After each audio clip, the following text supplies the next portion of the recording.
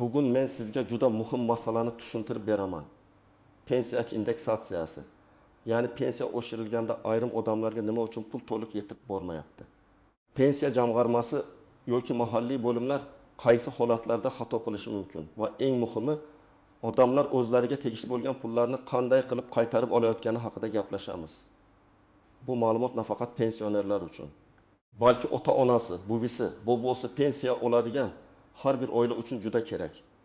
Chunki bitta noto'g'ri hisob-kitob o'yma-o'y kichik ko'rinsa ham 1 yil, 2 yil o'tganda katta pulga aylanadi. Men sizdan iltimos qilaman. Hoziroq kanalga obuna bo'ling, videoga like bosing va bu videoni pensiya oladigan yaqinlaringizga yuboring. Chunki ko'pchilik aynan bilmagani uchun o'z pulini talab qilmaydi.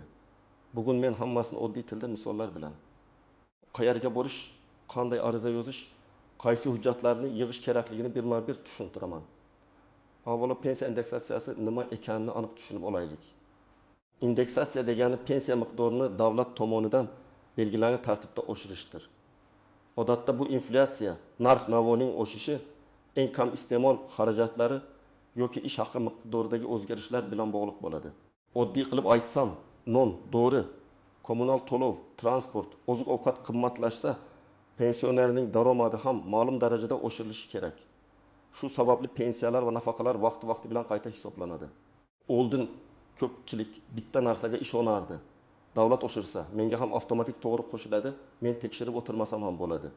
Lekin amaliyotda har doim ham shunday bo'lmaydi. Sababi pensiya summasi oddiy bitta raqam emas. Uning ichida ish staji, o'rtacha ish haqi, minimal pensiya talablari, ustamalar, imtiyozlar, nogironlik guruhi, o'quvchisini yo'qotganlik holati, ishlayotgan yoki ishlamayotgan pensioner maqomi kabi ko'plab omillar bo'lishi mumkin. Shu omillardan bittasi noto'g'ri kiritilsa yoki yangilanmasa, indeksatsiya ham noto'g'ri hisoblanadi. Hozirgi o'zgarish shundaki, ko'plab ma'lumotlar elektron bazalarda yuritiladi. Bu yaxshi tomoni bilan tezlik beradi. Ariza, ma'lumotnoma, ish staji, to'lovlar bazadan tekshiriladi.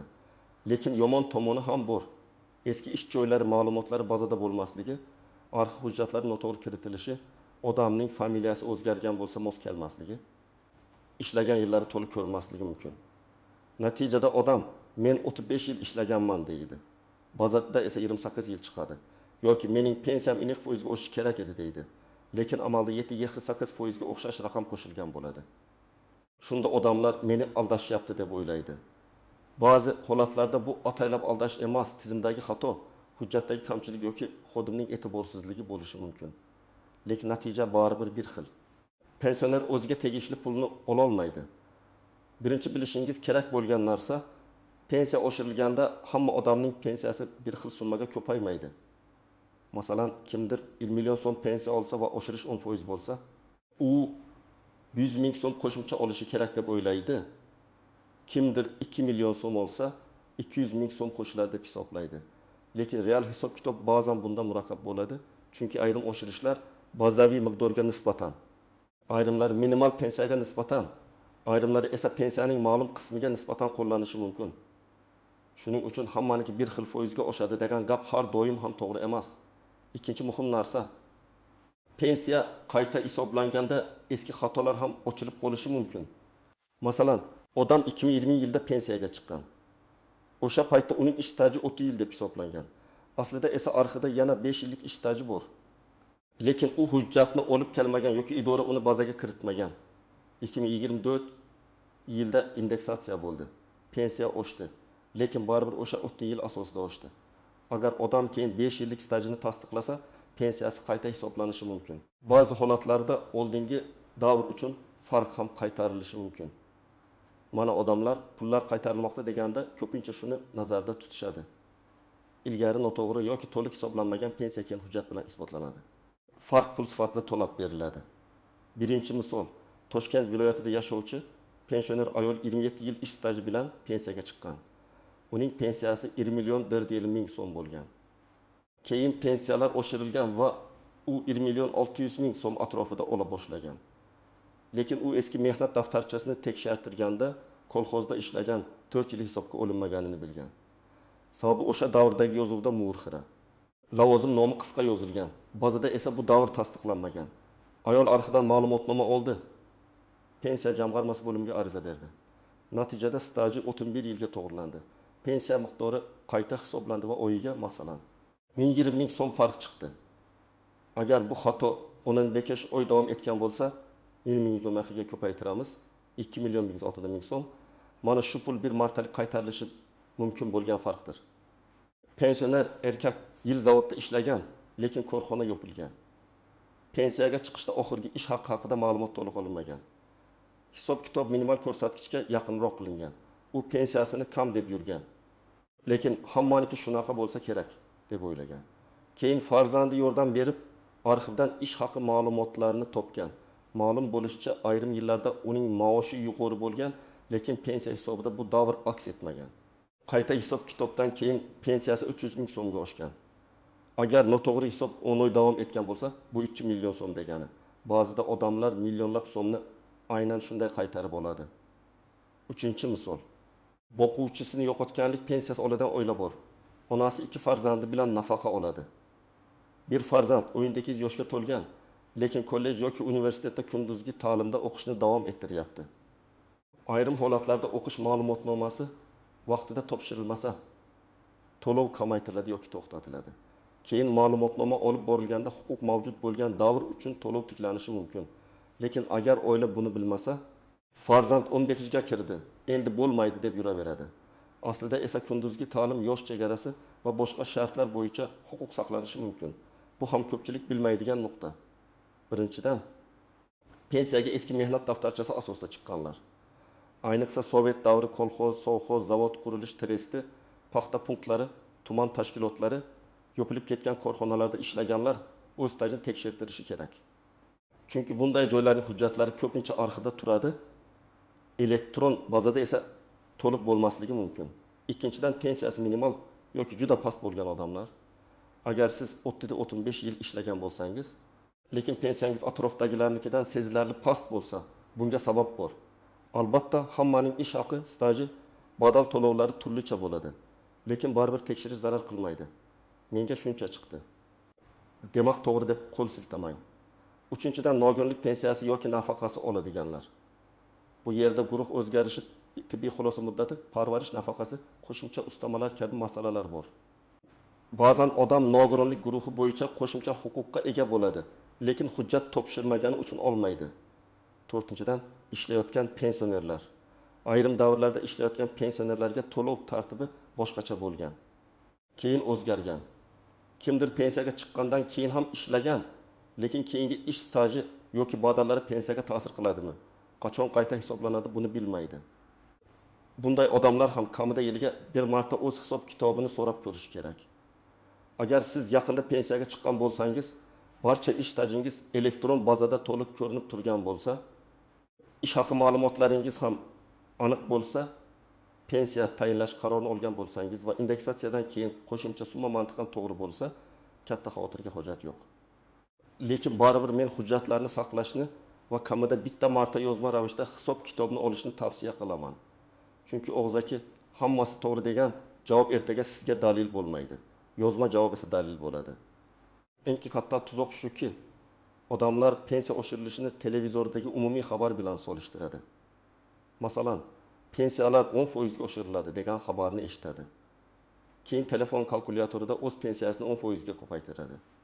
Agar farq chiqsa, darrov menga kam qo'shishdi deydi. Ba'zan u haq bo'ladi, ba'zan esa hisoblash bazasi boshqacha bo'lgani uchun farq tabiiy bo'ladi. Shuning uchun eng to'g'ri yo'l pensiya jamg'armasidan aynan sizning pensiyangiz qaysi asosda, qaysi sanadan, qanday formula bilan qayta hisoblanganini yozma ko'rinishda so'rash. Ikkinchi nozik jihat. Qaytariladigan pul har doim ham odam kutgan butun davr uchun berilmasligi mumkin. Bu yerda qonunchilikdagi muddatlar, ariza berilgan sana, hujjat qachon taqdim etilgani, hatto kimning aybi bilan bo'lgani kabi holatlar ahamiyatli. Masalan, agar hujjat sizda bo'lgan, lekin siz uni 2 yil topshirmagan bo'lsangiz, to'lov qaysi sanadan qayta hisoblanadi? Bu alohida ko'riladi. Agar idora hujjatni noto'g'ri kiritgan yoki mavjud ma'lumotni hisobga olmagan bo'lsa, unda oldingi davr uchun ham farqni talab qilish imkoniyati kuchliroq bo'ladi. Shuning uchun har bir holatda hujjatlar asosiy rol o'ynaydi.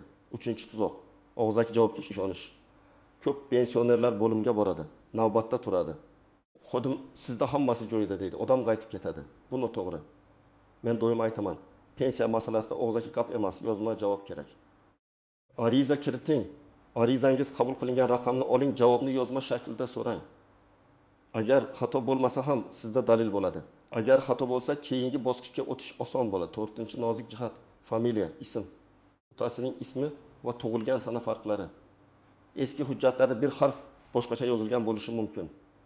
Masalan, Karimov o'rniga Karimova, Abdullayev o'rniga Abdullayev, tug'ilgan sana 1979 o'rniga 1959 yozilgan bo'lishi mumkin. Bunday mayda farq ham stajni hisobga olishga to'sqinlik qiladi. Odam esa men o'sha joyda ishlaganman-ku deydi. Ha, ishlagansiz, lekin hujjatda moslik bo'lmasa uni tasdiqlash kerak bo'ladi. Ba'zan sud orqali ish stajini belgilashga ham to'g'ri keladi. 5-jihat, ayollar uchun dekret ta'tili, bolani parvarish qilish davri, ayrim imtiyozli davrlar. Ko'pchilik bu davrlar qanday hisoblanishini bilmaydi. Kimdir uyda bola qaraganman, demak umuman hisoblanmaydi deb o'ylaydi. Kimdir aksincha hammasi to'liq staj bo'ladi deb o'ylaydi. Aslida aniq shartlar bor. Shuning uchun ayollar pensiyasida ayniqsa bolalar tug'ilganlik guvohnomalari, mehnat daftarchasi, ishga qabul va ishdan bo'shash buyruqlari, tashkilot ma'lumotnomalari muhim bo'ladi. 6-jihat imtiyozli pensiya. Og'ir sharoitda ishlaganlar, zararli ishlab chiqarishda bo'lganlar. Ayrim kasb egalari imtiyozli shartlarda pensiyaga chiqishi yoki qo'shimcha hisob-kitobga ega bo'lishi mumkin. Lekin buni isbotlash oddiy. Men zavodda ishlaganman degan gap bilan bo'lmaydi. Ish joyi, lavozim, ish sharoiti, tegishli ro'yxatga kirishi, ish davri hujjatlar bilan tasdiqlanishi kerak. Ko'p odam aynan shu hujjat yetishmagani uchun imtiyozdan foydalana olmaydi. Birinchi qadam, o'zingiz olayotgan pensiya miqdorini yozib chiqing. Oxirgi 6 yoki 12 oyda qancha tushganini bank kartangizdan, pochta to'lov varaqasidan yoki SMS xabarlardan ko'ring. Qaysi oyda qancha bo'lganini alohida yozing. Masalan, yanvar 20 million 520 ming, fevral 20 million 520 ming, mart 20 million 680 ming. Shu orqali indeksatsiya qachon qo'llanganini tushunasiz. Ikkinchi qadam, pensiya jamg'armasi bo'limidan pensiya tayinlash va qayta hisoblash bo'yicha ma'lumot so'rang. Arizada shunday yozish mumkin. Menga tayinlangan pensiya miqdori, hisobga olingan ish staji, ish haqi davrlari, qo'llangan indeksatsiya va qayta hisob-kitob asoslari haqida yozma ma'lumot berishingizni so'rayman. Bu juda muhim. Siz umumiy javob emas. Aynan hisob-kitobni so'rashingiz kerak. 3-qadam, hujjatlarni yig'ing. Asosiy hujjatlar pasport yoki ID karta, pensiya guvohnomasi bo'lsa u, mehnat daftarchasi, ish haqi haqida ma'lumotnomalar, arxiv ma'lumotnomalar, harbiy xizmat hujjatlari, bolalar tug'ilganlik guvohnomalari, nikoh yoki familiya o'zgarganini tasdiqlovchi hujjatlar, nogironlik bo'yicha tibbiy xulosa, o'qish ma'lumotnomasi, agar boquvchisini yo'qotganlik bo'lsa, vafot etgan shaxs hujjatlari va qarindoshlikni tasdiqlovchi hujjatlar. 4-qadam, mehnat daftarchangizni tekshiring. Unda har bir ishga kirgan sana, ishdan bo'shagan sana, buyruq raqami, tashkilot nomi, muhr bor yo'qligiga qarang. Agar yozuv xira bo'lsa, tashkilot nomi o'zgargan bo'lsa yoki korxona yopilgan bo'lsa, tuman yoki viloyat arxiviga murojaat qiling. Arxivdan ish staji va ish haqi bo'yicha alohida ma'lumotnoma so'rang. Ba'zan faqat staj ma'lumotnomasi yetmaydi. Ish haqi ham kerak bo'ladi.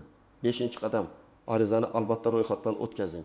Bo'limga topshirsangiz, kirim raqamini oling. Elektron tarzda yuborsangiz, ariza raqamini saqlang. Pochta orqali yuborsangiz, buyurtma xat qilib yuboring va kvitansiyani saqlang. Sababi keyin men murojaat qilganman deb isbotlash kerak bo'lishi mumkin. 6-qadam, javob kelgach, uni diqqat bilan o'qing. Agar javobda pensiya to'g'ri hisoblangan deb umumiy yozilgan bo'lsa, lekin staj yillari, ish haqi davri, indeksatsiya sanasi ko'rsatilmagan bo'lsa, qayta aniq javob talab qiling. Davlat idorasi sizga tushunarli va asosli javob berishi kerak. Oddiy pensioner ham o'z pensiyasi qanday chiqqanini bilishga haqli. 7-qadam, agar xato aniqlansa, qayta hisoblashni va farqni to'lashni so'rang. Arizada aniqlangan holatlar asosida pensiyamni qayta hisoblab, kam to'langan summalarni belgilangan tartibda to'lab berishingizni so'rayman deb yozing. Hujjatlarni nusxa qilib ilova qiling. Asl hujjatlarni qo'lingizda saqlang. Faqat zarur bo'lsa ko'rsating. 8-qadam, agar rad javobi berilsa, yuqori tashkilotga shikoyat qiling. Avval tuman yoki shahar bo'limi, keyin viloyat boshqarmasi, zarur bo'lsa respublika darajasidagi organlarga murojaat qilinadi. Shuningdek, yagona interaktiv davlat xizmatlari portali orqali ham murojaat qilish mumkin. Agar masala murakkab bo'lsa, yuristga yoki pensiya masalalarini biladigan mutaxassisga ko'rsating. Ba'zi holatlarda sudga murojaat qilish ham mumkin.